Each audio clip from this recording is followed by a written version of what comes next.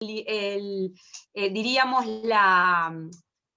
después que presenten el trabajo, la entrevista, me avisan y si me hacen el bien, me pasan la entrevista, porque las entrevistas por lo general yo lo que hago es las subo a mi canal de YouTube. Hay un canal de YouTube que está mi nombre, que hay más de 400 entrevistas de todo tipo. Hay entrevistas hechas por otros estudiantes como ustedes, hay congresos internacionales de perfilación criminal. Entren y suscríbanse y me pasan esta entrevista y yo ya la subo, ¿ok? Que no hay ningún problema si queda para otros estudiantes que le pueda ser de utilidad.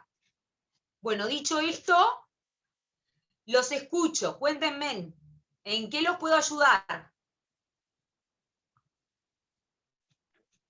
Bueno, el trabajo en sí es, teníamos que elegir un ámbito de la psicología, elegimos psicología forense, y porque nos interesaba el tema y además creíamos que no iba a ser tan normal elegirlo, y nada, y básicamente queríamos preguntarte sobre algunas preguntas que surgieron mientras estábamos investigando el tema. Sí. Y primero es porque tenemos que hablar de que obviamente que estamos haciéndote la entrevista y queríamos saber cómo querías que nos dirigiéramos a vos en el trabajo. Bueno, o sea, yo en realidad soy psicóloga y tengo la especialidad en la parte de psicología forense y jurídica. En el trabajo me pueden poner como psicóloga, no hay problema. De acuerdo, ahí va. Si no, van a tener que poner psicóloga, forense, ¿no? O sea, me parece que en realidad se abrevia como SIC-FOR, pero Sí. eso es indistinto, ¿sí? Ahí va, bueno, muchas gracias, teníamos la duda. Por favor, por Entonces, favor. entonces empezamos con la primera pregunta, que es, básicamente queríamos que nos explicaras con tus palabras qué es la psicología forense y de qué se trata. Bien, la psicología forense es una psicología que la palabra forense no se asocia a criminal minds. Ya desde ya les aclaro, porque siempre está el mito que tienen todos los estudiantes que hablan de forense y asocian a una escena criminal necesariamente. Y no es así. La palabra forense deriva de foro y significa justamente todo lo que, o sea, todo lo que tiene una terminación forense es una ciencia que se abre y que se analiza a nivel grupal, a nivel comunitario. La palabra foro tiene que ver con eso. De ahí viene la denominación forense para todas las ciencias que trabajan en lo forense. ¿Por qué se asocia a ese elemento? Por el simple hecho que en realidad los primeros foros fueron realizados en la polis griega, ¿sí? Donde existieron los primeros peritos forenses que eran los referentes de conocimiento de las temáticas, como por ejemplo la medicina y las demás ciencias, que eran consultados por el foro. Esos referentes, en ese momento de la polis, que eran grandes estudiosos de las ciencias, fueron en realidad los primeros peritos forenses de la historia de la humanidad. Como eran los consultados por el foro, queda la denominación de la ciencia con la terminación forense para denominar a todas las ciencias que sean analizadas de una manera abierta frente a un foro de entendidos y, diríamos, personas de determinado conocimiento que están analizando el proceso. ¿Qué quería decir esto? Por ejemplo, la primera escena de análisis desde las ciencias forenses fue la famosa, que si realmente sucedió así, toma de cicuta de parte de Sócrates. Sócrates en realidad es obligado a tomar veneno frente a toda la polis, ¿sí? En un ágora, y el ágora fue en realidad uno de los primeros foros que existió en la humanidad. Los entendidos dentro de esas ágoras que se formaban, que eran como grupos enormes de ciudadanos interesados en el tema, eran los referentes forenses, o sea, los referentes del foro en conocimiento. ¿De acuerdo? Entonces, de ahí deriva la palabra forense. Deriva de todas las ciencias que sean analizadas abiertamente por un foro de entendidos. Hoy en día, el foro de entendidos es el área legal. Cuando, por ejemplo, a mí me llaman para poder participar como perito de parte en un caso, yo voy en nombre de la parte que defiendo, ¿sí? Y que analicé, y a mí el fiscal o el juez me preguntan acerca de lo que yo opino desde mi experticia forense especializada, que es la psicología, sobre el caso que se está analizando, ¿sí? Por ejemplo, un caso de abuso sexual infantil, diríamos, juez o fiscal no tiene por qué tener el conocimiento acerca del caso específico, especializado, y le pregunta al psicólogo forense, que es perito, qué es lo que opina acerca de lo que ve en la presunta víctima, o en este caso la víctima correspondiente, que es una víctima infantil, por ejemplo. ¿De acuerdo? De ahí viene justamente la designación de psicólogo forense, y no necesariamente trabajamos con el área criminal. O sea, cuidado con eso. El psicólogo forense es un psicólogo que toma muchas áreas de investigación involucradas. Por ejemplo, se trabaja en el ámbito judicial relacionado con casos de maltrato, abuso sexual infantil, que es el área de victimología forense. Después pueden trabajar con la policía en la parte de lo que es perfilación criminal e investigación criminal, que es otra área dentro de la psicología forense. Después pueden trabajar con psicología jurídica, que es todo lo que tiene que ver con la parte de designaciones legales, ¿sí? Por ejemplo, adopciones legales, trata de personas, todas esas temáticas se trabajan más en el orden de lo que es el psicólogo forense aplicado a lo jurídico, ¿sí?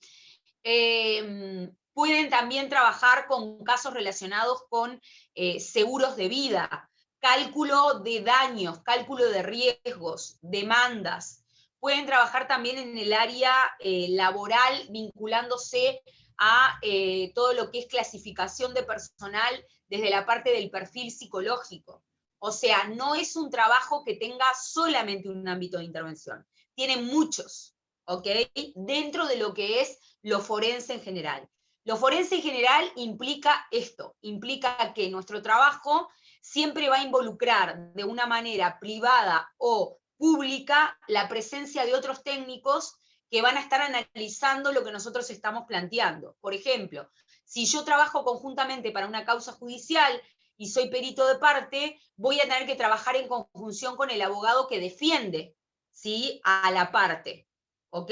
O sea, siempre tengo que trabajar en conjunción con el técnico que me acompaña.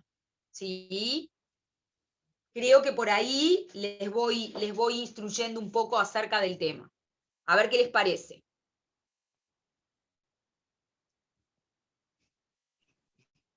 Sí, Los la escucho. verdad que muy bien, nos aclaró un montón. Teníamos la duda también de si se trabajaba en conjunto o no.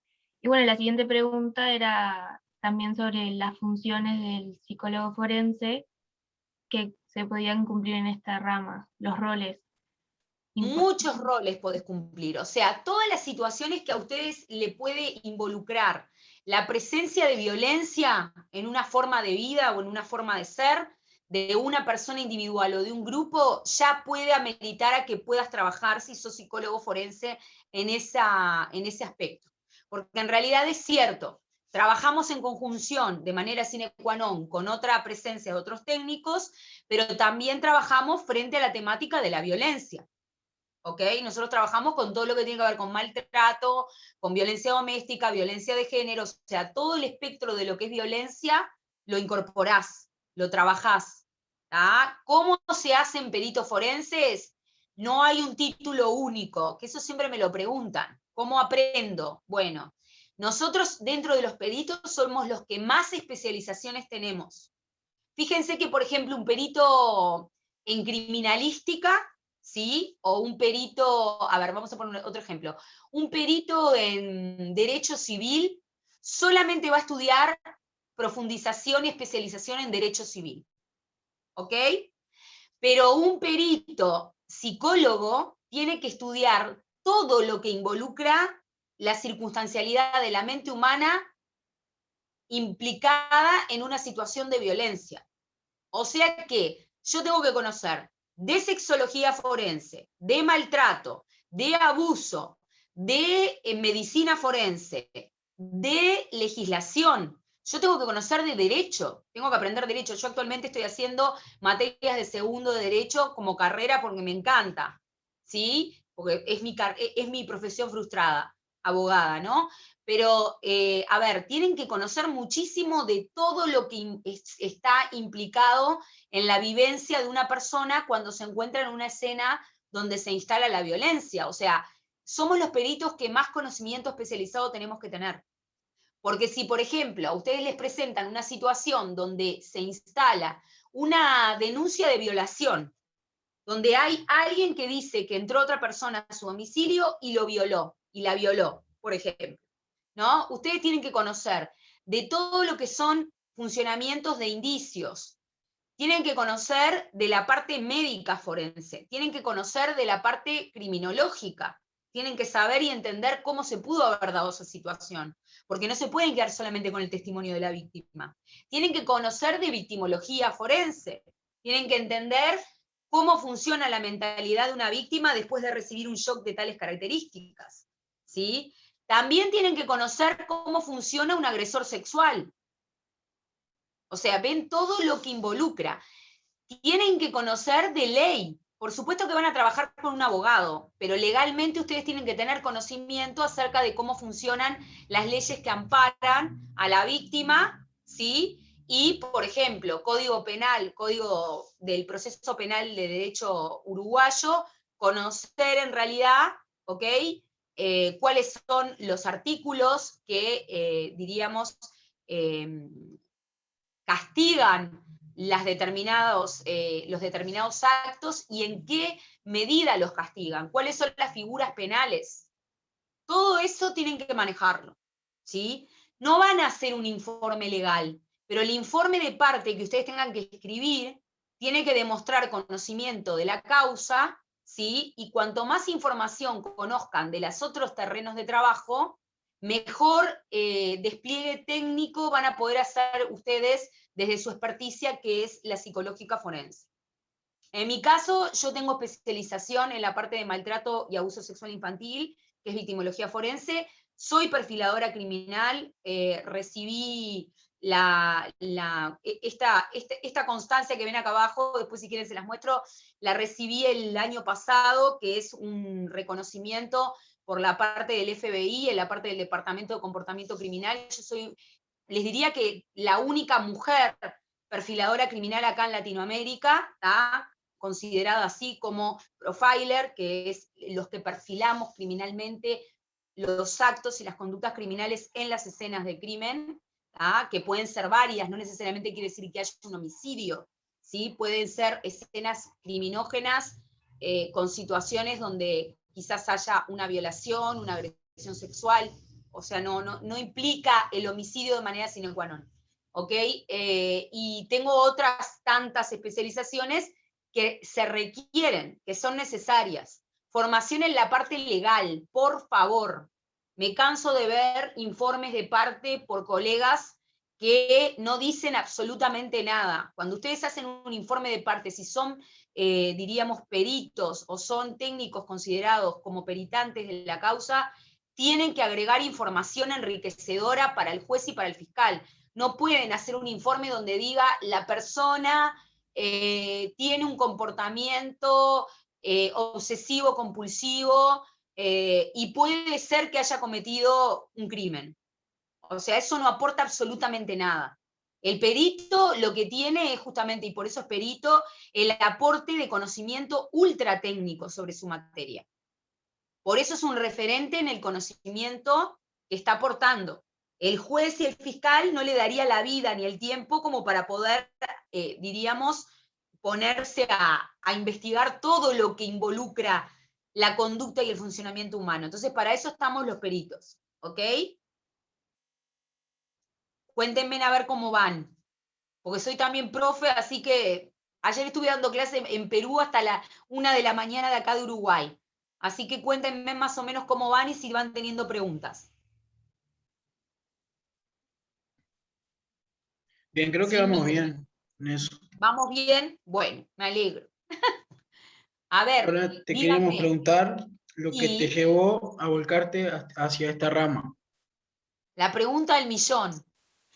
Bueno, a ver, en realidad todos los que trabajan, no sé si todos, no voy a generalizar. Mi caso, por ejemplo, a mí siempre me preocupó mucho la injusticia.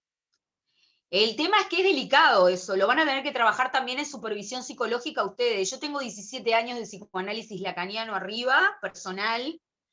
He hecho mi proceso psicoterapéutico paralelo, requerimos aparte supervisión, ¿sí? Eh, Traten de analizarse mucho si les interesa, no porque esté mal que les interese, porque, a ver, al día de hoy es muy común estar interesado en la parte forense. En la época mía, que estamos hablando del 2005 en adelante, era algo extrañísimo. Nosotros éramos mirados como los raros de la clase. O sea, yo era como la anormaloide del grupo, porque ¿quién le interesaba en el 2005 poder, ustedes capaz que no eran nacidos, no creo, pero eran muy chiquitos. En el 2005 a nadie le interesaba poder trabajar con los presos, los homicidas que estaban recluidos en la sala 11 del Vilar de Bo, ¿sí? Ni con los violadores, ni con los asesinos en serie, como empecé haciendo yo. Les cuento un poco y les cuento el interés. A mí me pareció sumamente interesante poder comenzar a trabajar en cómo identificar para prevenir a las víctimas estructuras psicológicas que apuntaban a hacer sufrir a otros inocentes. Entonces, un poco en base a eso, en el 2005 estuve en una clase de psicopatología clínica en la facultad, yo sé todo público, y bueno, me encontré con esa situación, investigué un poco sobre asesinos seriales, que me llamó mucho la atención, homicidas serializados, me llamaba mucho la atención el comportamiento, y lo primero que vi fue una película de Ted Bundy, que seguramente capaz que lo ubican.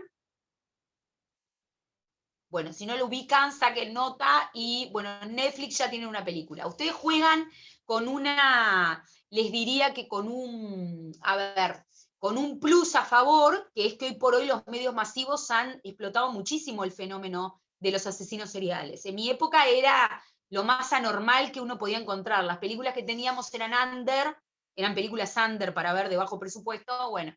Yo la primera película que vi al respecto fue la de Ted Bundy, que parecía una locura el comportamiento del tipo, porque era algo totalmente descolgado de la mentalidad y del imaginario sociocultural uruguayo. Nadie hablaba de homicidios seriales.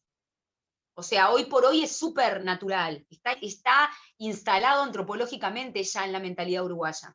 En aquel entonces no era así.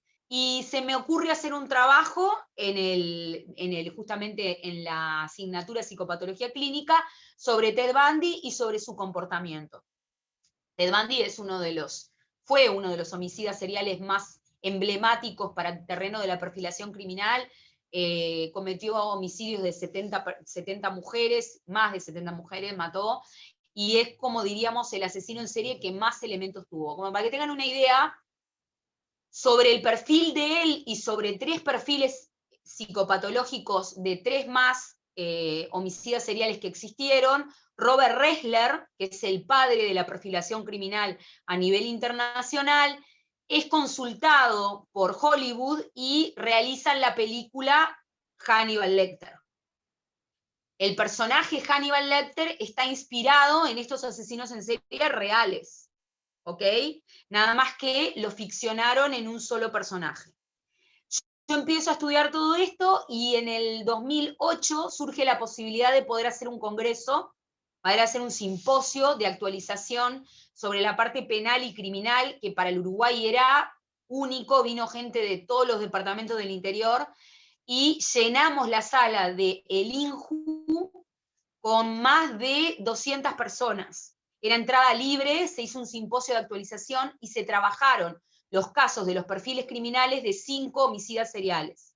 A mí me tocó trabajar con una investigación de el caníbal de Rotemburgo, que es un caso alemán, es un hombre que cometió canibalismo, ¿sí?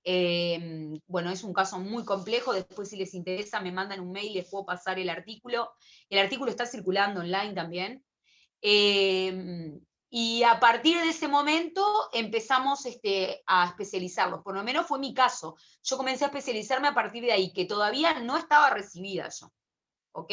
O sea, para que tengan una idea de que en realidad la especialización, o sea, estas especializaciones está bueno que si les interesa, consejo de una boba que les doy, empiecen desde ya si están seguros que les interesa.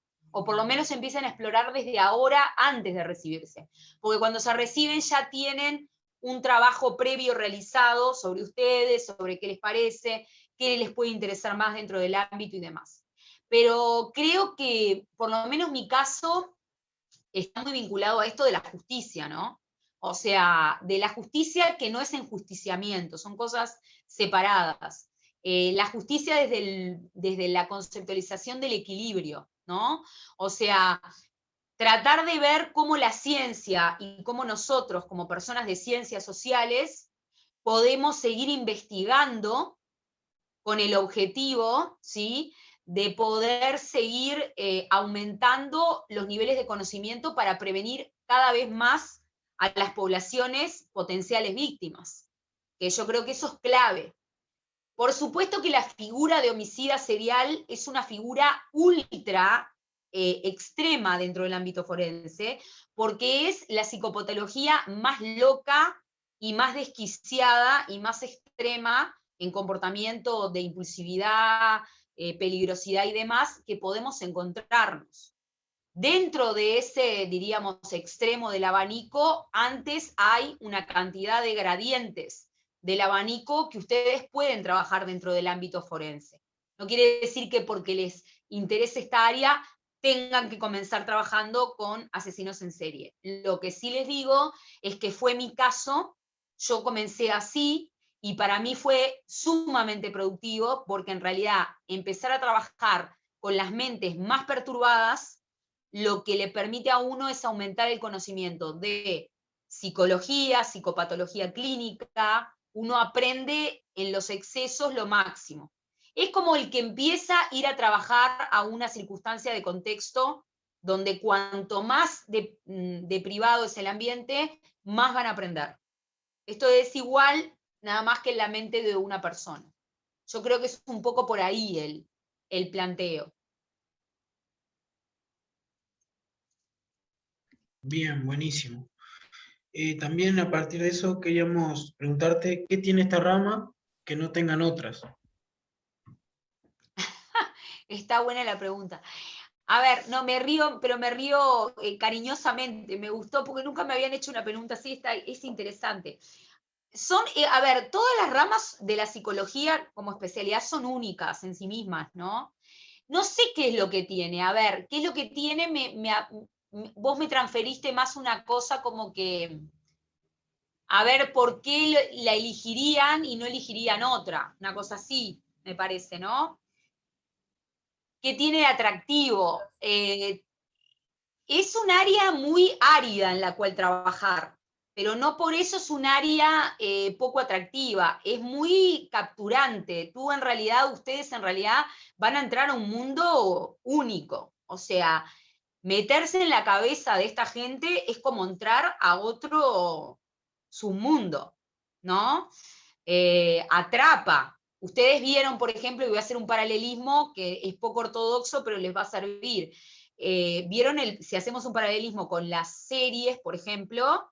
Las series como Criminal Mind, que es una serie que se las recomiendo ver, o Mindhunter, por ejemplo, que es otra serie que también les recomiendo ver, que trabaja muy bien toda la parte, hay un asesoramiento de libretos técnico muy buena, porque no es fantasiosa, sino que es una postal de la realidad. Ustedes vieron que ese tipo de series explotan la pantalla, o sea, al ser humano le interesa muchísimo poder saber qué es lo que piensan y qué es lo que hacen las personas que son distintas a nosotros. En realidad, lo que autores como, a ver, franceses muy renombrados en el área de la psicología forense, o por ejemplo, James Bolas, inglés, plantean es que en realidad a lo que el ser humano le llama la atención es lo que a nosotros nos atrae es conocer la realidad psíquica y cotidiana de aquellas personas que hacen o que lograron, entre comillas, hacer lo que nosotros jamás nos atreveríamos a hacer. O sea, en realidad lo que se plantea a nivel clínico especializado en lo forense es que el comportamiento homicida es un comportamiento instintivo que es casi natural en el ser humano. La construcción psicológica de las sociedades en las que vivimos, gracias a Dios, ¿no?, nos obliga a que no lo realicemos o que no pasemos al acto a cometerlo. Pero en realidad el ser humano naturalmente tiene este instinto. Por ejemplo, les voy a poner un ejemplo cotidiano básico. Van andando en el auto, en el medio de la calle, y adelante tienen a una persona mayor de 70 años manejando a ritmo tortuga. ¿Cuántos casos conocen que dicen, me bajo, saco la tranca del volante, voy, le agarro el auto a golpes, y bueno, y la primera reacción es esa. ¿Ustedes lo hacen? ¿Yo lo hago o no? Lo primero que decimos es, lo aguanto, o sea, reprimo, porque yo soy un ser social, ¿no? Controlo, pero no paso a la comisión del acto. En el caso de este tipo de sujetos, o de sujetos que cometen delincuencias o actos criminales o conductas, diríamos, insurrectas, ¿no?, frente a la ley y de la manutención del orden y la armonía legal y social, nos encontramos con que ese filtro no está. Entonces realmente capaz que frena el auto, baja y no sé, agarra a golpe de fierro al señor que está adelante manejando. ¿Se entiende? Entonces, a ver, cuidado porque, o sea, todos naturalmente traemos ese instinto, que es nuestra parte cerebro reptiliana, diríamos. Pero gracias a Dios nos controlamos, nos contenemos, reprimimos, bloqueamos, ¿ok? Porque queremos seguir siendo parte de la sociedad a la que pertenecemos. Pero eso no significa que después no nos llame la atención saber qué pasa en la historia de vida de los que sí pasaron la línea. Entonces yo creo que es un área que trae eso. Al ser humano le atrae desde ese lugar. Por supuesto que están las causas de trabajar en la prevención y demás, que eso es maravilloso. Cuando uno trabaja en esto y ve, por ejemplo, cómo puede liberar a un niño de una situación de abuso sexual flagrante, se siente reconfortado. Pero digo, también en la base está todo este otro elemento que a casi todos nos ha llevado en un principio a tratar de entender por qué hacen lo que hacen. ¿Sí? Me parece que eso es lo que tiene, como ustedes me preguntaban, que como que yo por lo menos, yo que estoy en esta especialidad, no lo veo en otras. También otra cosa que tiene es que somos psicólogos sumamente expuestos. O sea, nosotros estamos expuestos frente al medio judicial, ¿no? O sea, hay que ir a veces a declarar y a dar parte. Les diría que somos casi como un pseudo abogado, porque no lo somos, pero más activo. O sea, nuestra cara, nuestro nombre, nuestra presencia y nuestro conocimiento está todo el tiempo siendo, no sé si cuestionado, pero en tela de juicio, porque cuando vamos a declarar a un juzgado, el fiscal nos pregunta, quiere saber, o sea, el juez también. Entonces, digo, hay mucha exposición, ¿no? Y hay que tener mucho conocimiento de causa para estar firme en lo que uno plantea, ¿sí? Creo que un poco eso. No sé si respondí la pregunta. Sí, súper. Sí, Me parece súper interesante también y no sé, la verdad que me encanta el tema. O sea, ahora me está gustando más porque estoy aprendiendo más con lo que vos me estás diciendo, pero también como que tiene algo de complicado el ver todo el tiempo, o sea, no sé si todo el tiempo, pero el o ayudar a la víctima con una situación tan fuerte. O sea, yo al menos creo que no podría, pero porque como que me sensibiliza demasiado. Pero a la Bueno, vez creo sí. que es una cualidad también. Eso. Sí, en realidad, a ver, cuidado porque, a ver, ustedes en este momento recién están arrancando, ustedes están en primero, ¿no? Sí. Sí. Es como mucha información para entenderla y decir, mañana salgo a dedicarme a esto. O sea, a ustedes todavía les falta herramientas profesionales. No se olviden que, por ejemplo, en mi caso yo me decidí por la especialidad recién en tercero de la carrera, después de haber visto todo lo que era psicopatología clínica. O sea, no se apresuren, porque si no se van a como abrumar. Van a decir, ¿cómo hago yo con los elementos que cuento? No puedo. Y no, o sea, le falta todavía herramientas principalmente, no porque no puedan ahora, sino porque todavía tienen que aprender mucha cosa técnica para poder saber cómo marcar las distancias, no habilitar a que la angustia, yo sé lo que me estás diciendo, de la víctima se te, diríamos, cuelgue a vos encima, que puede pasar, ¿tá? Pero eso se aprende con la práctica y después que cuando estén recibidos van a poder ejercer prácticas, seguramente a partir de cuarto ya tienen prácticas ustedes. Consejos para la carrera. Traten de siempre formarse en todo lo que hace a lo clínico. Si tienen la oportunidad de poder tener prácticas en el ámbito clínico, ténganlas. Yo practiqué más o menos 2 años de práctica de extensión universitaria en el Vilar de Bo y después seguí trabajando en Puerta de Vilar de Bo. O sea, traten de, si les interesa esta temática, aprender mucho de la parte clínica. No se escondan, porque a veces pasa que los estudiantes dicen, ay, no, me da miedo la práctica y trato de hacer una materia que no la tenga. Ahí están perdiendo ustedes. Yo sé que da miedo. La locura da miedo. ¿Tá? Es un miedo universal del ser humano. El ser humano le tiene miedo naturalmente a la locura. ¿Tá? Entonces, es entendible que lo tengan, pero traten de trabajarlo. ¿Tá? Y es natural que lo tengan también el miedo, y por suerte lo tienen, porque si tienen miedo quiere decir que no son psicópatas. Los psicópatas son los únicos que no tienen miedo, ¿entienden? O sea, es normal, son neuróticos como todos nosotros, y los neuróticos tenemos miedo y tenemos inseguridades.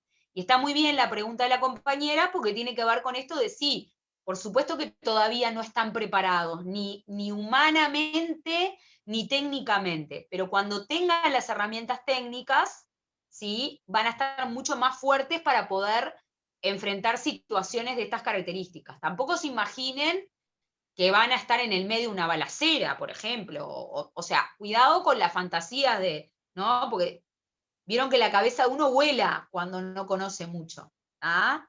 Entonces están buenas estas instancias de contacto con nosotros, porque nosotros como que los aterrizamos a la realidad. Yo trabajo en mi consultorio particular, ven la bandera esta, porque ayer estuve en conferencia con Perú, y ponemos la bandera como representación, pero diríamos, a ver, trabajo clínicamente, con todas las edades, he trabajado en colegios, he trabajado en policlínicas de la Intendencia, con poblaciones, por supuesto, carcelarias, trabajé en Vilar de Bo, o sea, quiero decir, somos un psicólogo clínico genérico. Después tenemos nuestra especialización más en esa parte, ¿ok? En este caso, lo forense, ¿tá? Yo empecé trabajando en una ONG que solamente trabajaba con niños de 0 a 10 años con abuso sexual. ¿Tá? O sea, mi inicio laboral fue fuertísimo, pero no quiere decir que sea la historia de ustedes. Ustedes son los que ponen el límite y van a su tiempo. No se abrumen. ¿Tá? El proceso de investigación en la especialidad es personal. ¿Sí? ¿Tá? Así que no se asusten, porque si no queda como, tipo, tenemos que salir mañana, no. Lo que yo siempre les recomiendo es, si les gusta, exploren. Ustedes están en una etapa explorativa. O sea, investiguen, lean, capaz que no materiales muy complejos, si les interesa algún perfil, algún enfoque. Yo, por ejemplo, tengo estudiantes que hacen cursos de orientación, ¿sí? Yo doy cursos de orientación y de sensibilización inicial, pero bueno, hay gente que es muy decidida, hay gente que sale, por ejemplo, de preparatorio, todavía no empezó primer año de la facultad y ya quiere irse especializando. O sea, igual no se pueden especializar en todo. Van a haber terrenos donde no es conveniente que entren todavía porque no están preparados. Y esto no es porque se les prohíba, sino porque es como me lo decían a mí, vas a ver cosas para las que tu aparato psíquico todavía no está preparado. ¿Tá? Entonces, no apuren caballo flaco, vayan de a poquito. ¿Tá? Claro, ahí va. Me fui un poco de No sé tema si con esa pregunta, respondí, Caterina. pero ¿Cómo? sí, súper. Que me fui un poco de tema con esa pregunta porque en realidad no estaba planeada, pero me interesaba, entonces está. No, perfecto. Pregunten porque es el momento ahora. Ustedes, una cosa que tienen los estudiantes uruguayos, le digo, porque yo trabajo con México, trabajo con Perú, con poblaciones así, gurises de su edad, y me pasa que ellos tienen otro manejo. El estudiante uruguayo, nosotros es como que tenemos un miedo. Ay, no puedo preguntar, qué horrible. Mirá si pregunto un disparate. Ustedes están en el momento de preguntar todo. O sea, no se inhiban, sean libres en preguntar. Aparte, si preguntan algo que está como medio descolgado, está perfecto porque ustedes están aprendiendo. El ser humano aprende preguntando. Si supieran todo, no estarían acá. Estarían ya recibidos haciendo otra cosa. ¿Tá? Y ni eso, porque en realidad yo, por ejemplo, voy a seguir estudiando hasta el día que me muera. O sea, nunca se agota el conocimiento, el saber. Está perfecto preguntar, no se queden con dudas. Aunque les parezca la pregunta más idiota del planeta, pregúntenla. Porque no hay preguntas idiotas. No hay malas preguntas, todas son buenas preguntas. Hay que preguntar para sacarse la angustia también de no saber. Está perfecto. ¿Ah? Claro, ahí va. Gracias. No, Y por también favor. ahora te queríamos preguntar sobre qué es y cuál es la actividad del Instituto de Criminología y Psicología Forense del Uruguay. Bueno, nosotros en realidad empezamos haciendo actividades presenciales que por supuesto ahora no las pudimos continuar porque claramente hay una circunstancia de coronavirus que inhabilitó todo, ¿sí? Desde, calcúlenle, 2010 más o menos, 2011. Y se han hecho muchísimos congresos, hemos traído gente a nivel internacional para acá, y les diría que en realidad la función fue clave para poder abrir todo este terreno de trabajo en nuestro país, porque cuando empezamos no había nada. O sea, a ver, ¿qué es lo que le quiero decir con esto? Lo forense era como un tabú. Había solamente círculos muy pequeños de personas muy mayores de edad, le diría dinosauricas, que eran las que se pasaban el conocimiento, ¿sí? Tipo grupito, secta, y el conocimiento forense no estaba abierto públicamente. Los alumnos no accedían.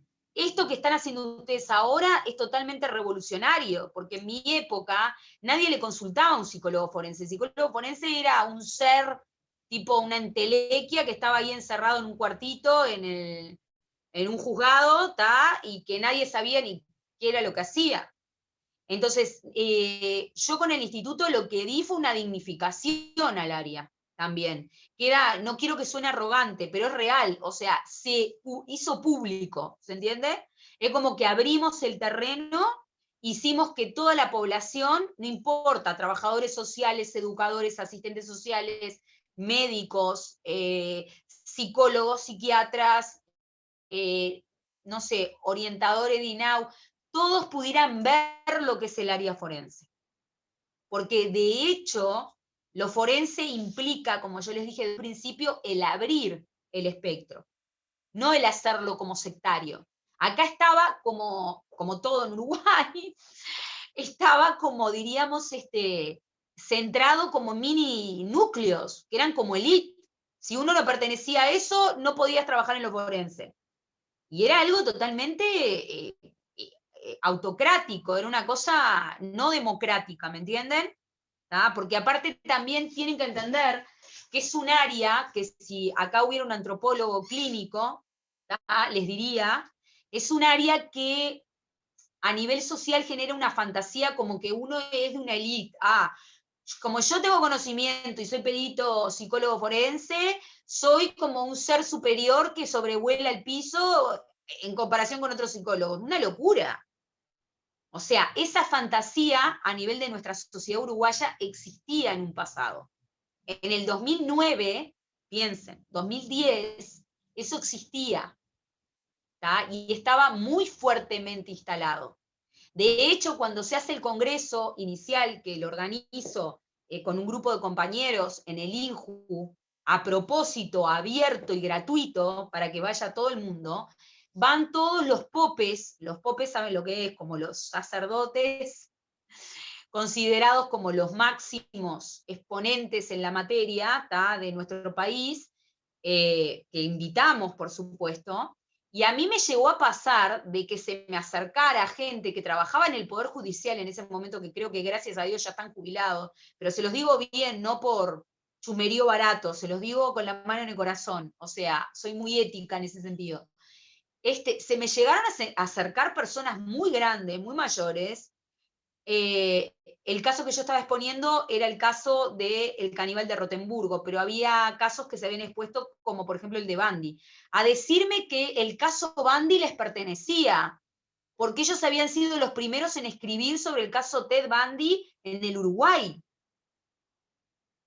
Pero Y que tenían investigaciones, o sea, cosas inauditas. Lo que les quiero decir con esto es, cuidado, porque ven que es un ámbito que instala en cabezas que no están bien, que evidentemente tienen un giro megalomaníaco excedido.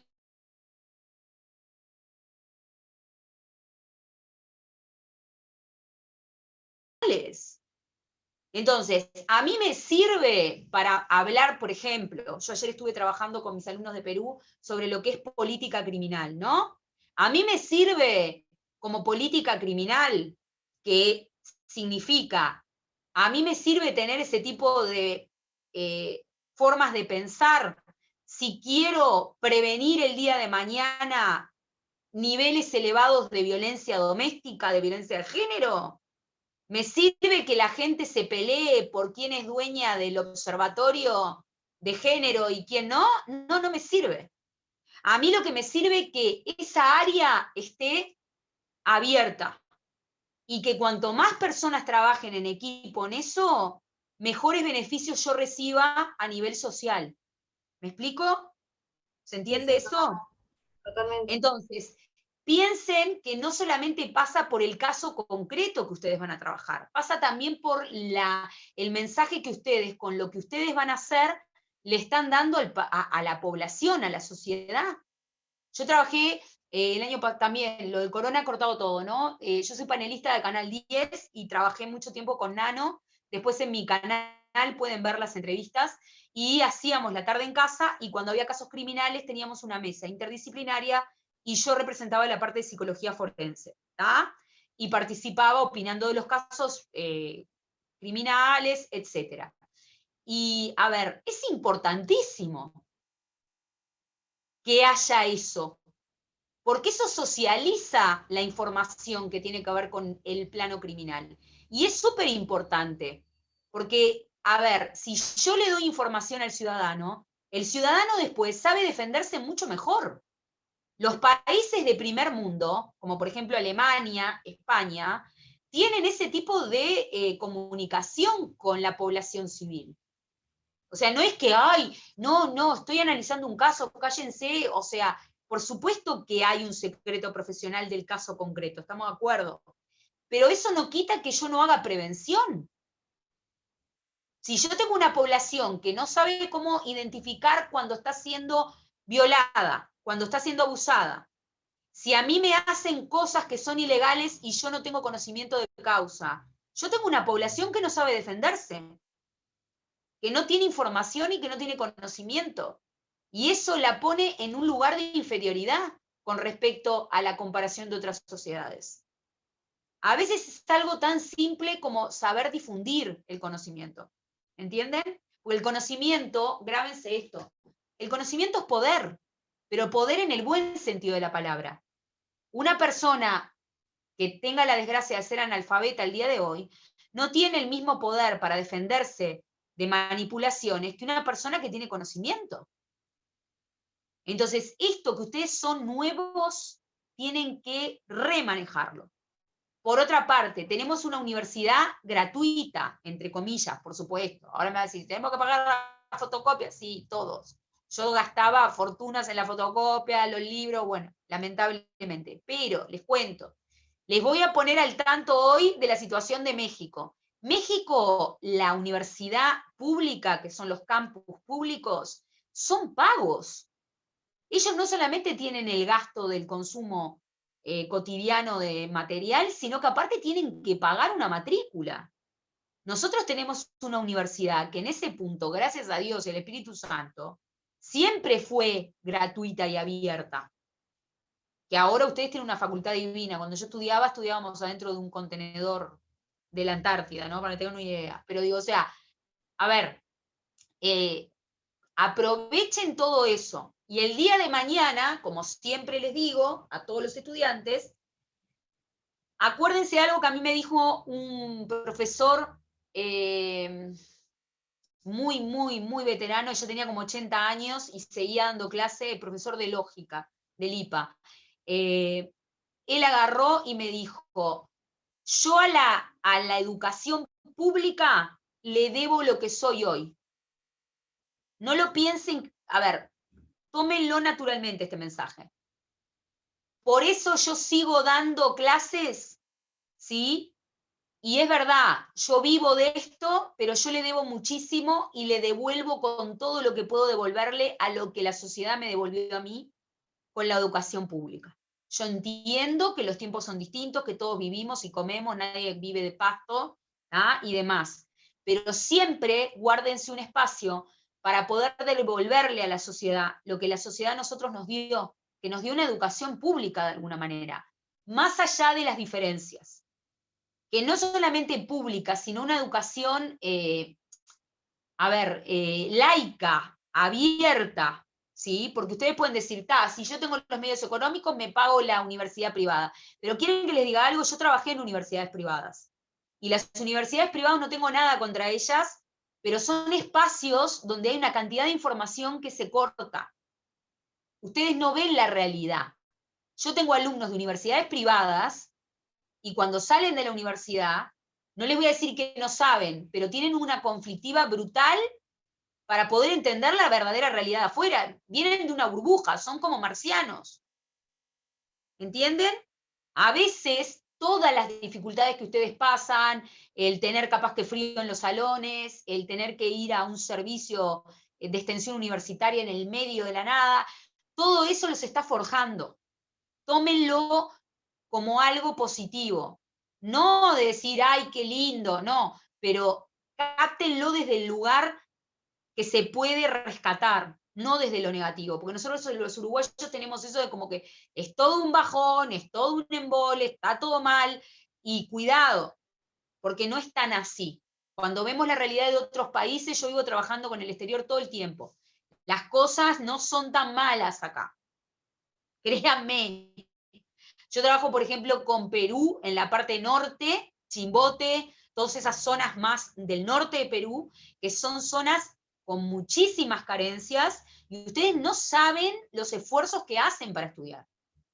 Y a veces yo pienso, y nosotros acá, yo por ejemplo cuando era estudiante me quejaba de cosas que, a ver, no. Sin perder el principio de realidad, devolvámosle el valor que tiene lo que estamos recibiendo. Acéptenlo, pero de manera positiva. Recíbanlo, como dice Bert Hellinger, aprendan a recibir a sus padres. Recíbanlos, con los defectos que tienen, ¿sí? Pero recíbanlo con una actitud positiva lo que están recibiendo, porque es maravilloso. ¿Ah? Parezco mi abuela hablando, perdón. No, tranqui, está de más, muchas gracias. Sí, todo lo Por contrario. favor. Muchas Por gracias, la favor. verdad que re valioso y para tener en cuenta, para abrir un poco el horizonte también, que de repente nos encerramos un poco, por lo menos hablo por mí, en un chiquitito y no conocemos mucho. Bueno, capaz que volviendo un poquito para atrás de lo que habías dicho al principio, que decías que trabajan en foros, ¿no? Y en un equipo más grande, pero y también que están siendo regularizados y como controlados en cierta manera. Queríamos saber un poco si eso está estipulado, quién se encarga de regularizar, de controlar, supervisar. el trabajo de ustedes. Ah, bueno, no, a ver, la supervisión, en realidad nosotros vieron que ustedes que empezaron la carrera necesitan después empezar un tratamiento personal, psicológico, ¿no? O sea, yo lo que les recomiendo, si tienen la posibilidad, sé que es todo un tema, porque está el tema económico también, háganse seguimientos terapéuticos, ¿tá? Después, posteriormente, cuando terminás, los vas a necesitar como supervisión, a eso me refería. Supervisión psicológica tuya, porque es mucha información densa con la que trabajás y vas a necesitar algo que actúe como un, diríamos, método profiláctico de limpieza mental tuya, ¿no? ¿Tá? No les voy a decir que corran riesgo de volverse locos, pero van a trabajar con casos que son complejos, ¿tá? Y bueno, aparece todo el malestar, hay que saber qué hacer con los malestares internos, etcétera, etcétera, ¿no? A eso me refería, no sé si le estoy contestando. Sí, sí, sí, capaz que yo un poco lo había entendido distinto en cuanto como al trabajo propiamente, que alguien lo supervisara o se regularizara, cómo se No, realizan. a Bueno, eso veces seguro que también, sí tienen sí, un sí, orden. mirá, Ujú. la supervisión psicológica de ustedes es necesaria. Consejo, entre comillas, no, no es una palabra que debería usar, pero es igual, a ver, tendrían que también empezar, si quieren, a partir de segundo o tercero, algún tratamiento psicoterapéutico personal, ¿tá? Porque nunca está de más, porque te va a ayudar a que vos te explores para saber cómo manejarte en la temática. Sigan esta especialidad o otra, no importa. Siempre recuerden, la herramienta del psicólogo es uno mismo. Entonces, si uno está mal, no sirve la herramienta, ¿entienden? O sea, necesito estar bien o relativamente coherente, ¿tá? ¿No? Y lo otro es que cuando, por ejemplo, trabajás como perito, lo que sí te puede pasar, a mí, por ejemplo, me es de mucha utilidad trabajar con supervisiones de colegas de otras partes del mundo. Por ejemplo, yo tengo una perito judicial en Argentina, que es una señora muy grande, que tiene mucha experiencia, y a veces le consulto, o por ejemplo, consulto con conocidos que tengo en el ámbito fiscal, ¿sí? A nivel nacional. O sea, está bueno que te lo supervisen desde la parte técnica de ahí, lo que estás haciendo, porque siempre cuatro ojos ven más que dos, ¿viste? Y siempre te pueden agregar cosas. Siempre es muy enriquecedor en este ámbito, especialmente trabajar en equipos, porque digo, o sea, el trabajo en equipo, por ejemplo, ya de pique con el abogado es clave. O sea, tenés que aprender a trabajar con el abogado. No es tipo yo sí, porque yo lo he visto también en otros casos. Ah, yo soy el psicólogo, entonces hago mi informecito metido ensucuchado en mi estudio y el abogado, chau, no, me olvidé. No, el abogado es tu dos. O sea, el abogado es tu dupla. ¿Tá? Vos tenés que trabajar en conjunción con ellos. Por eso trabajen mucho el concepto de trabajo interdisciplinario, multidisciplinario. Hay materiales de Edgar Morin se escribe, capaz que lo ubican, lo deben haber visto ya. ¿Lo vieron? Sí, sí, sí, aparece, no me Bueno, acuerdo ahora en qué materia, pero lo no. hemos leído. Bien, ay, qué suerte, qué alivio. Ah, se sigue mirando, bueno, está. Materiales de Edgar Morin, a mí me encanta todo lo que es semiología francesa y en psiquiatría también, Henry A., que trabaja todo lo que es la semiología francesa. Los franceses son muy críticos, o sea, todo lo que sea material de francés es bueno por lo general, porque tiene una cabeza muy crítica, ¿está? Pero, por ejemplo, Morin tiene un material que se llama trabajo multidisciplinario o grupos multidisciplinarios, que está genial, genial está. Después sí, yo tendría que ver dónde lo puedo tener, porque si yo encuentro el PPT donde tengo extractos del libro, se los podría pasar. Y trabaja todo este tema, trabaja la importancia de trabajar grupalmente, pero con circulación de información entre varias personas. ¿Tá? Y que cada uno aporte desde su disciplina, sin que uno le esté pisando el terreno al otro. ¿Tá? O Claro. sea, eso es importante. Que Eh, aprendan a trabajar con trabajadores sociales, con asistentes sociales, aprendan a trabajar con psicomotricistas, cuando trabajen más en la parte clínica. Son todas poblaciones técnicas que al psicólogo le agrega muchísimo valor, o sea, la unión esa es una fuerza bárbara, ¿tá? Porque podemos ser complementarios con ellos, y es maravillosa las producciones que se generan. Yo en Policlínica, por ejemplo, trabajaba en equipo con pediatra, porque trabajamos con maltrato y abuso sexual infantil, pediatra, asistente social y yo, éramos los tres. Y trabajábamos, y muchos casos los veíamos ya los tres metidos en el consultorio a la vez. Entonces, era buenísimo, porque cuando había que hacer informes para enviar a fiscalía por denuncias de abuso infantil, se enviaba grupalmente. ¿Está? Creo que Claro. un poco por ahí. Sí, sí, perfecto. Ahora en lo que decías, pero capaz por mi ignorancia me surgía la duda. Cuando hablas de trabajar en conjunto con el abogado y que es por partes, ¿quiere decir que vos ya estás como asociada a una de las partes o tenés que trabajar en las dos? No sé si me No, expliqué. a ver, ¿qué pasa? Cuando trabajás como perito de parte, a vos de alguna manera te va a llamar una de las dos partes del caso judicial. Por ejemplo, si yo trabajo como perito de parte en un caso de abuso sexual infantil, me convoca la mamá, por ejemplo, de una nenita. Entonces yo voy a tener que hacer el informe por ese lado. Voy a tener que conectarme con el abogado de defensor de la niña, en este caso de la madre. La niña, en la instancia judicial, por el CNA, el Código Nacional de Adolescente y Niño, en la actualidad, tiene, cuando vaya a la instancia del juzgado real, la presencia de un defensor de oficio, diríamos, que es el defensor de los menores, que es un fiscal para ella. O sea, va a estar el juez, el defensor de la niña y el abogado defensor de la parte de la madre de la niña presente. A mí me van a consultar sobre lo que veo en la nenita. Y yo voy a tener que hablar con la defensora de la niña delante de la jueza o del juez, y voy a tener que hablar con el juez en la audiencia.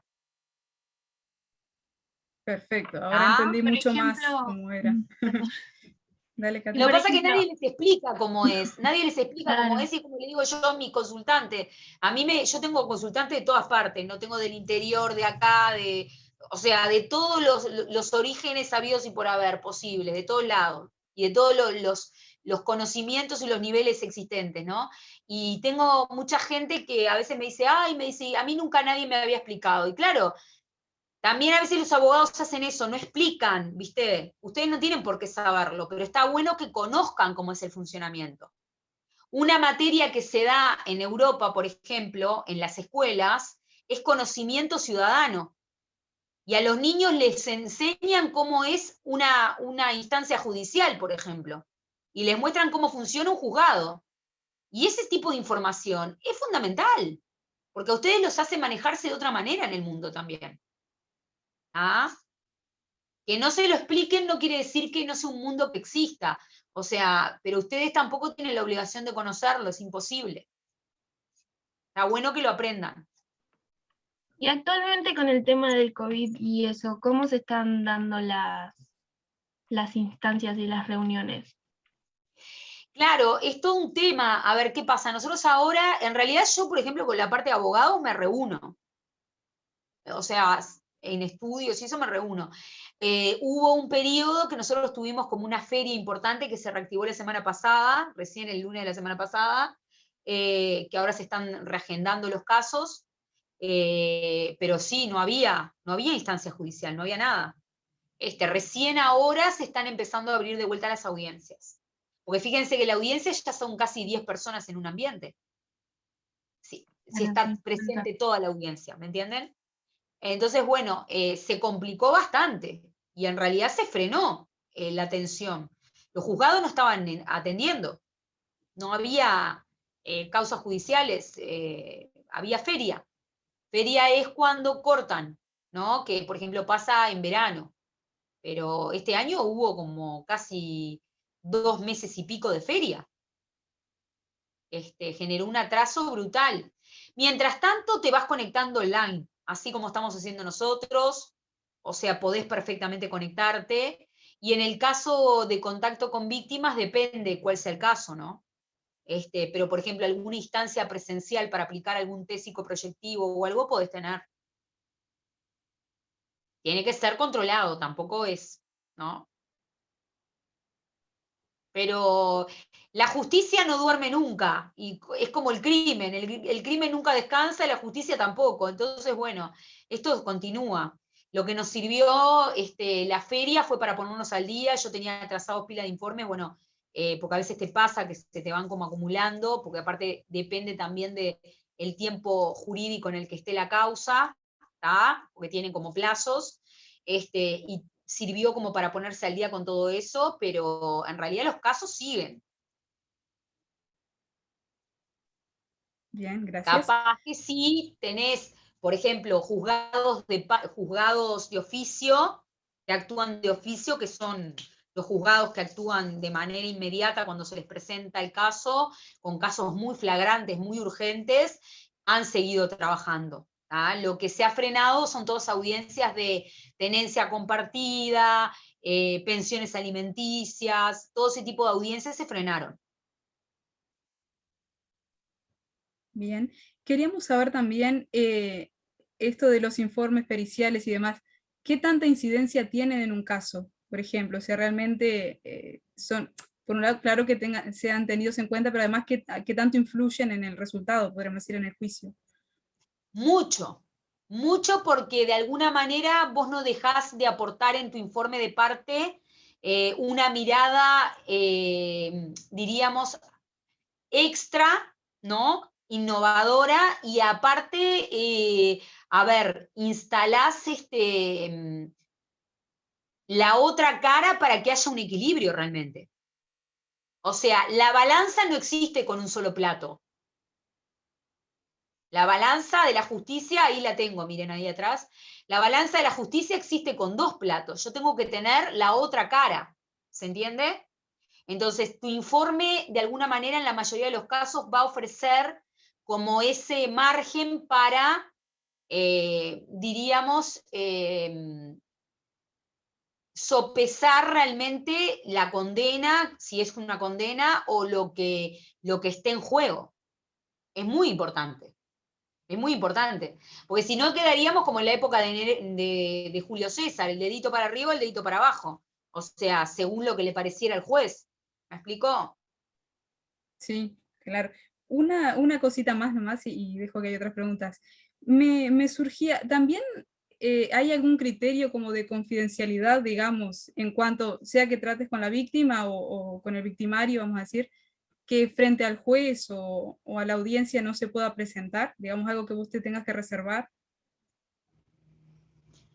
Y eso depende. A ver, criterios de confidencialidad con el entorno hay. No es que vos trabajes con el caso y salgas a contarlo. Eso no se puede. ¿tá? Son criterios de confidencialidad a rajatabla en ese sentido. Pero en el caso, sí, entiendo lo que me querés decir. A ver, cuando, por ejemplo, la víctima me dice, esto no lo cuentes y yo no se lo puedo decir al juez. Por Si ejemplo, se da una situación así, lo que en realidad corresponde, y ahí va en tu experticia, es hablar con la víctima y explicarle que si eso que no quiere que se diga para vos es clave para que lo ayuden, es importante que se diga. Pero hablalo primero con la víctima. ¿Se entiende? No es que vas ahí y le vas a decir, no voy a decir nada y después va corriendo al juez y le contás todo. Eso no se puede. ¿tá? O sea, mantengan siempre los canales de comunicación limpios con la víctima para que la víctima también comprenda qué es lo que están haciendo ustedes. Por eso es tan importante el trabajo, porque también ustedes trabajan en equipo con la víctima. ¿tá? Yo estoy pensando, por ejemplo, en un caso de maltrato infantil, un niño, los niños a veces te pueden decir, yo esto no quiero que lo cuentes porque tengo miedo que mi papá me haga algo, que mi mamá me haga algo. Entonces, cuando vos te encontrás con eso, porque te cuentan algo que, por ejemplo, los abusan y te lo cuentan acá en el consultorio, vos ahí les tenés que explicar si es importante que se diga, porque si no van a sentir que los traicionaste. ¿Entendés? Entonces ahí hay una pérdida de la confianza de la víctima. Y no podés hacerle eso, porque la víctima ya fue traicionada en su confianza en un origen cuando se transformó en víctima. ¿Tá? Entonces, yo ahí, por ejemplo, con los niños es re fácil eso, aunque les parezca increíble. Porque la gente dice, ay, con los niños, qué difícil. Es con el público más accesible con el cual trabajar, porque entienden todo, aunque les parezca increíble. En ese tipo de casos se entienden más que un adulto. Yo les hablo, les digo, bueno, pero a ver, esto, la señora con la que vos te vas a encontrar cuando vayamos la próxima vez que te va a hacer preguntas, es importante que lo sepa, porque de esa manera podemos evitar que te vuelva a pasar algo feo que no te gustó que te pasó. O porque le tenés que explicar, explíquenles por qué hacen lo que hacen. Y entonces ahí les preguntás y les decís, ¿ahora te parece bien que le cuente si yo le cuento sola y nadie escucha? O capaz que si tu papá o tu mamá no escuchan y yo le puedo contar sola a la señora eso, o va escrito y solamente se le pide a la señora que lo lea y no se lo diga más nadie, ¿te parece bien? Y por lo general te van a decir que sí. Entonces ahí ya hiciste dos cosas. Te sinceraste, ¿no? Con la víctima, le hiciste ganar confianza, hiciste 3. Y al mismo tiempo ya le hiciste trabajar victimológicamente un elemento, que es el de animarse a poder contar. ¿Tá? Esto que yo te estoy diciendo, ustedes dicen, ay, qué maravilloso. Bueno, pero es mucha práctica. O sea, por eso es importante que practiquen, que tengan instancias donde estén trabajando con otros grupos, por ejemplo, al principio capaz que no están solos, pero que vean cómo funciona. Y cuando es adulto, ser sincero y directo. A mí me han tocado casos de todo tipo. Me han tocado casos de violencia doméstica de las dos partes, o sea, y el adulto le tenés que ser directo. Le tenés que decir, mirá, si yo te aplico esto y veo cosas que no me parecen, yo las tengo que exponer en el informe. Tú tenés que saber que eso va a pasar así. Porque les estás haciendo en realidad un bien. O sea, ¿cómo te voy a explicar? El fallar a la verdad de lo que tú estás viendo técnicamente, primero que es una grandísima falla, pero segundo, que también es hacerle trampa a la persona que estás atendiendo, porque vos le estás ocultando una información o se la estás maquillando de una manera que no le va a servir para liberar cosas que tiene que liberar como paciente. ¿Tá? Entonces, piénsenlo de esa manera. Muchas gracias. Por favor. Una duda que me había surgido cuando Sí. tú dijiste que eras la única como especializada en eso en Latinoamérica. Y después de como que eran los elegidos los que pueden acceder a eso. Y te queríamos preguntar si es una rama machista o metafóricamente media seleccionadora. Ojo, yo, a ver, no, vamos a aclarar. Yo tengo la especialización en la parte de profiling y por lo menos sé que soy la única en Latinoamérica, capaz que hay alguien más, pero mujer, que recibió la certificación.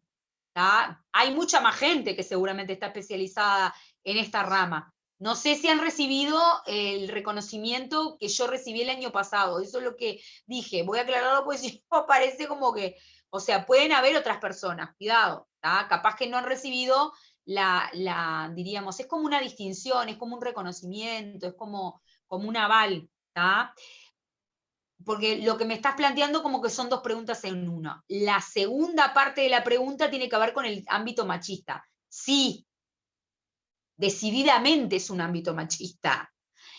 Y como espacio ultramachista que es en donde trabajo, pero miren que esto sucede a nivel internacional, no es solamente en el Uruguay.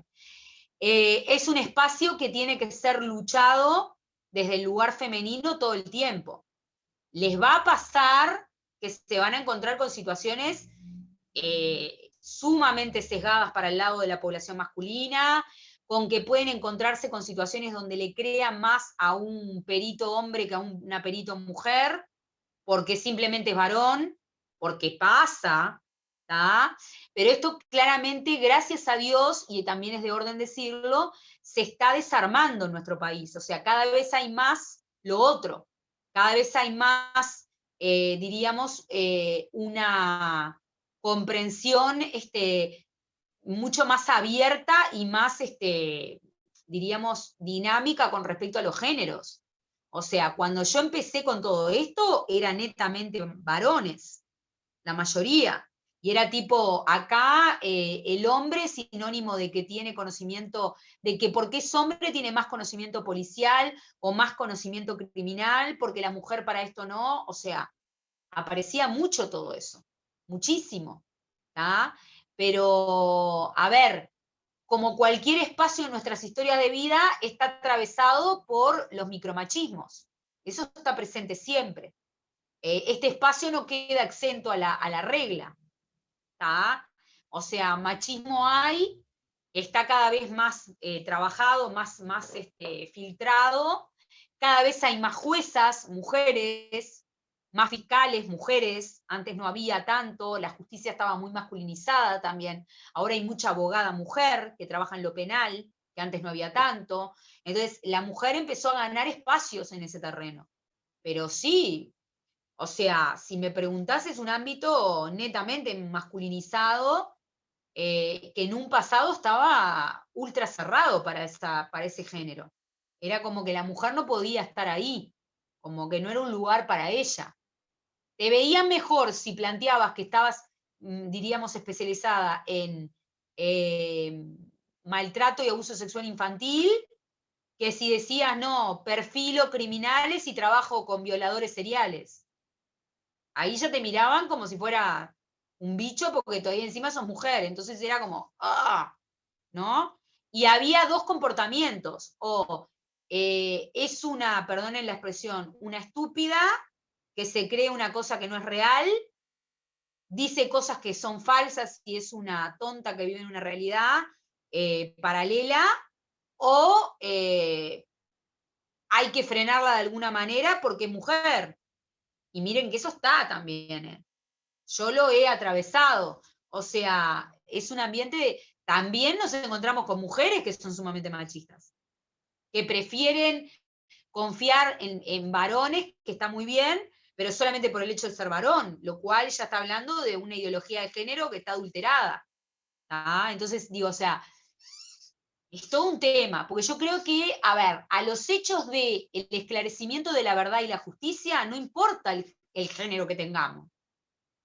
No me interesa. Mientras en realidad el caso se resuelva y la víctima sea protegida, a mí me importa muy poco si es una mujer, un hombre o un LGTB el que lo decide y el que lo resuelve. ¿Me entienden? Entonces, por ejemplo, la abogada LGTB ubica en el caso Michelle. ¿La conocen? No, no, no. Es la primera abogada que egresó de la UDELAR perteneciente a la población LGTB. ¿Está? Ella tuvo unos problemas después, hubieron unas demandas contra ella y demás. Y ella es población LGTB y está todo bien. Y es abogada. A ver, nos tenemos que sacar de la cabeza las etiquetas y los baldes que tenemos metido, tipo población del 1800, y darnos cuenta que no, o sea, no pasa por ahí. Yo no puedo segregar a una persona en su conocimiento por la condición de género que decide. Porque no solamente estoy haciendo un daño horrible, sino que aparte le estoy sacando la oportunidad a una víctima que capaz que puede ser perfectamente salvada y que, no puede ser salvada porque el abogado es LGTB o es no sé, o es lesbiana o es homosexual. ¿Y qué tienen que ver una cosa con la otra? Entonces, cuando yo hablaba de estos popes, de estos dinosaurios originarios, nos encontrábamos con eso. Nos encontrábamos con gente que venía de la época de la dictadura, ¿tá? Que venía de ideologías muy duras, de una época de suma oscuridad y terrible para nuestro país, que derivaban de todos esos ambientes, que en muchos casos habían trabajado en esos ámbitos, y que querían seguir instalando esta cosa de el conocimiento que se imparte en el plano forense, ¿no? investigando con esta cabecita. ¿Y por qué?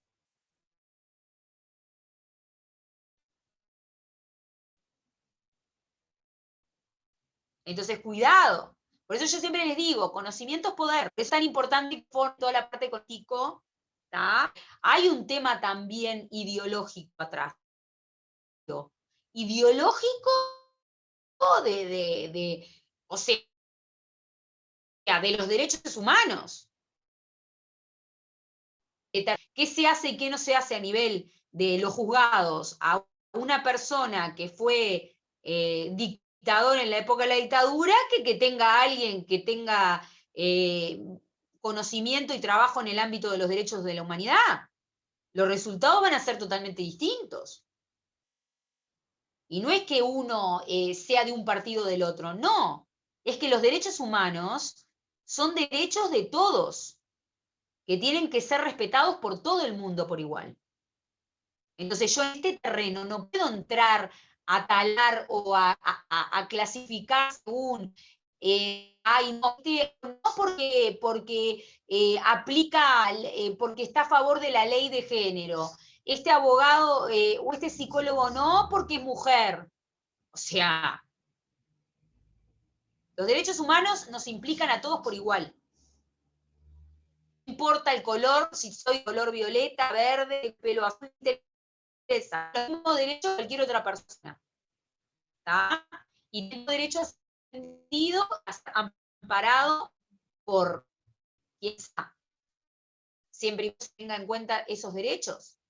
Entonces, cuidado, porque a veces han existido personajes en la historia de nuestro país que han llevado por derroteros determinados, por caminos determinados a las ciencias y han inhabilitado que las ciencias, como por ejemplo la forense, haya podido aportar todo lo que tenía que aportarle a la sociedad. Entonces nosotros somos guardianes de que eso no pase, desde nuestra práctica profesional. Ustedes son guardianes. ¿Está? Perfecto. Primero que nada, buenas tardes, Adriana. Yo me llamo Soledad. Soledad, ¿cómo estás? Bien, ¿y tú? Bien. Quería nada, primero que nada, un gusto tenerte acá en la entrevista porque, o sea, nos estás ayudando a una banda a entender un poco mejor la carrera, psicología forense, y nos ayuda primero que nada con nuestro trabajo, pero también para saber un poco más sobre el tema. Mi pregunta sería que si nos querés contar alguna anécdota o experiencia así que hayas tenido en esta carrera, algo que te haya marcado y hayas dicho, qué viaje, esto, no sé, algo ahí que nos quieras contar. Hay varias, hay varias. Bueno, a ver, mirá, en realidad la primera experiencia, la primera que tuve me marcó muchísimo. Yo hice la práctica final de la carrera en consultorio jurídico comunitario. Y que se trabajaba conjuntamente en Malvin Norte, que trabajábamos con todo el equipo de la gente de la Facultad de Derecho, Trabajo Social y Psicología. ¿tá? Y bueno, y fue una experiencia impresionante, pero bueno, uno de los casos que nos marcó fue el caso de una niña que fue detectado ahí mismo en el consultorio, el abuso sexual que recibía de parte de un hermano, que aparentemente tenía una discapacidad y que la madre no lo denunciaba porque cobraba la pensión, y había toda una cuestión con la mamá, y se hizo un trabajo impresionante con ese caso, que, bueno, vuelvo a repetir, diríamos, estalló ahí mismo, y bueno, y fue impresionante porque, digo, a ver, la chiquita, por suerte pudimos hacer, o sea, se hizo una intervención desde el INAU, se trabajó interdisciplinariamente, se hizo un trabajo en red, y se consiguió que el caso fuera intervenido por INAU, que la niña fuera a un hogar, y después se la...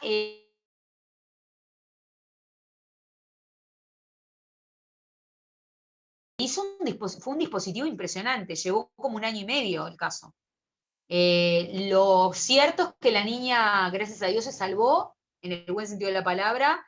Después volvió con la mamá, pero con visitas primero, y el núcleo fue intervenido por INAU.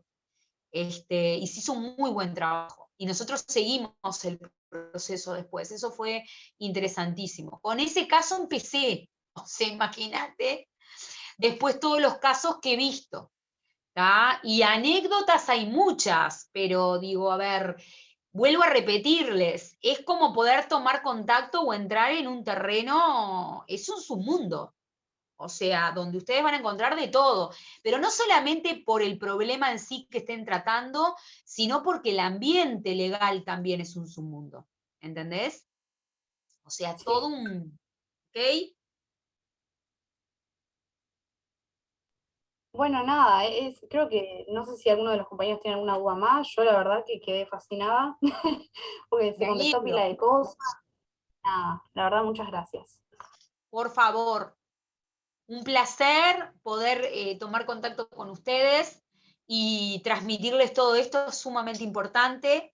Después, si quieren, me pasan la grabación cuando la tengan, después de haber presentado el trabajo, y cuéntenme antes cómo les fue también. Y bueno, un gusto. Es importantísimo, a ver, yo les puedo decir si algo que distingue lo psicológico forense de otras especialidades, que es lo obligatorio que es para nosotros, que se instala así de esa manera como ultra obligatorio y vital, la integridad humana que tengas que mantener. O sea, tenemos que ser los psicólogos más humanos que pueden existir. Capaz que cualquier otro psicólogo especializado me dice, ay, todos somos humanos, sí, pero el nivel de transparencia que tenés que tener cuando trabajás en esto es impresionante. Primero con la víctima, porque si no la víctima directamente no se abre. Y segundo, con el equipo de trabajo con el que estés. O sea, porque no se olviden que es un área que como aparece el castigo legal por la infracción, diríamos, aparece también toda la manipulación, la mentira, la elucubración, ¿no? Y tienen que aprender a trabajar con todo eso, ¿tá? Manteniendo siempre su integridad ética y moral como profesionales de la salud que son, ¿tá? ¿Qué van a hacer? Ya están en camino, eso es importante.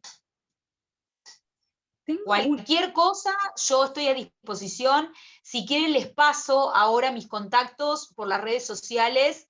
Se pueden comunicar, no tengo problema. Actualmente, no sé, a mí me consultan por casos, por trabajos, por lo que sea. Estoy a disposición y me parece maravilloso poder dar esa mano. Así que no tengan miedo. Y bueno, y entran al canal, y en el canal hay una cantidad de materiales que van a poder ver. De informaciones, hay como 600 videos o más, así que pueden tener para elegir ahí. También hay entrevistas realizadas a otros estudiantes por el mismo curso, así que estamos en comunicación. Muchísimas gracias. ¿Te puedo hacer una última pregunta, Sí, curiosidad en realidad que no. me surgió? Porque hablabas de que, claro, en Uruguay no es tan normal quizás, o casos de asesinos seriales y demás, por supuesto, por suerte que no, pero quería saber si el caso uruguayo Pablo Goncalves, por ejemplo, ha sido estudiado o se tiene alguna información por ser un caso de acá, digamos, de lo que pasó y demás. El caso de quién, corazón, que se cortó. Pablo Goncalves.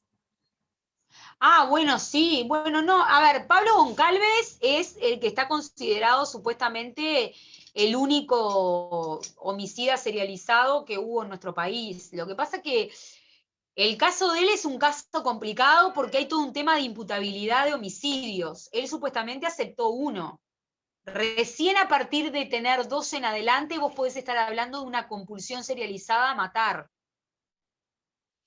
A ver, que haya aceptado uno no quiere decir que sea la verdad, porque seguramente puede aceptar claramente menos de los que haya cometido.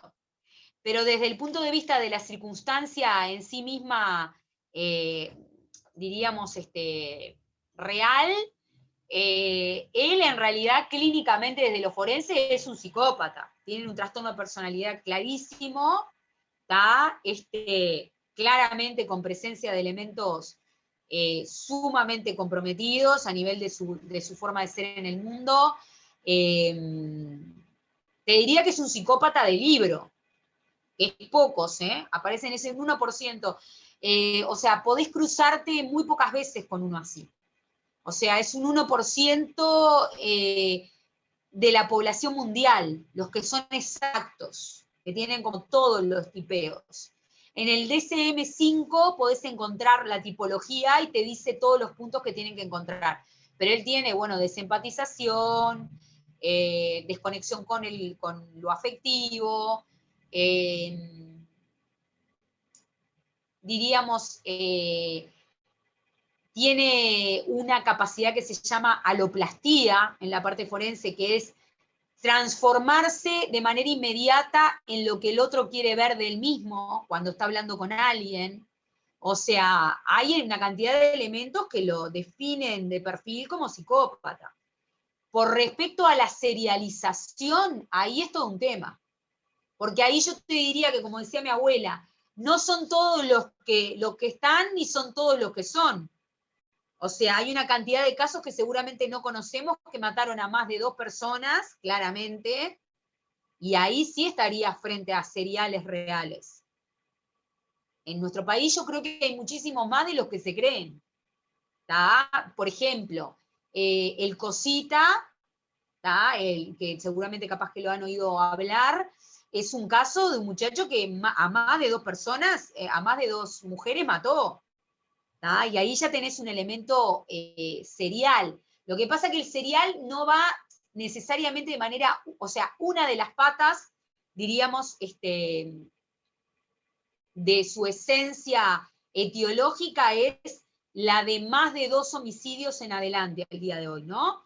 Pero también tiene otros elementos que complementan el perfil, como por ejemplo, elementos del orden del trastorno de la personalidad, su alteración con la realidad en cuanto a esto de manipular a otros, estar en la realidad, saber la diferencia entre el bien y el mal, igualmente elegir hacer cosas para el mal. O sea, todos estos elementos también tienen que estar presentes para que vos hables de un serial. ¿tá? En nuestro país lo que pasa es que nos encontramos con criminales que cometen homicidios, ¿tá? Que puede capaz que cometer más de 2 homicidios, pero le faltan elementos psíquicos para que vos puedas estar frente a una cabeza perturbada a un punto de que el tipo se siente a pensar como idea, todo, ¿me entendés? Y hay una diferencia entre eso y lo otro. Por ejemplo, miren la película Ted Bundy en Netflix, que está, y después miren la película en internet, búsquenla, que está, de El Ángel, de Robledo Puch, por ejemplo. Son perfiles que, si bien los dos son psicópatas, son completamente distintos. Bundy tenía un manejo de frialdad y un disfrute perverso con el tema de los cuerpos, que Robledo Puch, que fue un criminal argentino que se llamaba el Ángel Negro, ¿tá? Que también mataba, no lo tenía con la comisión de sus homicidios. Los homicidios que generaba, por ejemplo, el Ángel, eran homicidios que por supuesto que eran homicidios, pero eran más tipos circunstanciales. Fue a robar algo y le pegó un tiro a uno. Vos no podés comparar eso, por supuesto que es un homicidio, ¿tá? Con el homicidio de que el tipo caza a la víctima, la espera todos los días afuera, calcula sus horarios, después la persigue, después trata de hacerse amigo de alguien que está al lado de esa víctima para poder llegar a ella. Son mentalidades diferentes. Sin embargo, los dos cometen crímenes. ¿tá? En el caso del primero, que es Bundy, vos vas a encontrar una cabeza, pero ultra perversa. ¿no? O sea, es el mal puesto a disposición, o sea, es el ejercicio del mal puesto a disposición de las manos de una persona. O sea, es la inteligencia puesta a disposición del mal. Ese es un psicópata de libro. ¿tá? ¿Puede matar o no? Si mata, peor, porque va a matar con esa hazaña. ¿tá? En el otro caso tenés a un criminal que empezó siendo ladrón de adolescente, ¿tá? Y después empezó a matar. Y después, sí, en un tercer momento de su carrera criminal, empieza como a, entre comillas, disfrutar con lo que mata, pero ahí ya se complica mucho más su cabeza. Pero al principio es alguien que, o sea, es más circunstancial el homicidio que otra cosa. ¿Está? Entiendo. Bárbaro, muchas gracias. Por favor. Y estamos... Ahora, después de esto, váyanse a hacer algo que no tenga nada que ver, porque van a terminar traumados. No, muchísimas gracias, realmente tremendamente valioso y nos va a ayudar un montón. Y gracias por tu disponibilidad en todo momento. Un montón nos has ayudado. De todo corazón, gracias. Para mí, yo estoy a las órdenes, un gusto, es mi devolución también a la enseñanza pública, así que bueno, que les vaya divino en el trabajo, les deseo lo mejor, y bueno, y explórense a sí mismos a ver si es un área donde les gustaría trabajar, y ojalá nos encontremos, como me decía una pacientita chiquita el otro día, yo voy a ser psicóloga como vos, y vos vas a ayudarme con mis casos, y yo pensaba, como 7, ¿no? Pero esperemos que en el caso de ustedes no sea así, que nos podamos encontrar, ya ustedes capaz que con la especialidad, y bueno, mientras tanto seguimos en comunicación, yo realizo una cantidad de actividades, así que seguramente en alguna actividad nos vamos a poder contactar. Les voy a pasar mis contactos para las redes, pueden unirse a mi Facebook y demás, que están todas las informaciones de las formaciones que se están ofreciendo actualmente, que también está bueno, que si les interesa, y siempre hay formaciones gratuitas que pueden participar para investigarse un poco a ver cómo se sienten con esta temática. Buenísimo, muchas gracias. Están en el mejor momento porque tienen todo para hacer. No lo piensen al revés, tengo todo para hacer por delante, no. Es el mejor momento porque está todo por hacerse. Entonces es una maravilla el momento de ustedes. Todo para descubrir. Así es, muchas gracias. No sé si nos querés pasar por el chat o buscamos nosotros, perdón. Mando, ¿les parece los contactos por el WhatsApp que se contactó? ¿Les parece Bárbaro. bien? Bárbaro, Les mando sí. toda la info por ahí y ustedes se la mandan, no hay ningún problema. Yo quedo a disposición. Muy bien. ¿Verdad? Muchísimas gracias, la verdad. Súper interesante. Muchos éxitos. Muchas gracias. Gracias muchas a gracias ustedes. Gracias. por el tiempo. Chao, gracias. Un abrazo, cuídense Chao. mucho. Chao, chiquilines.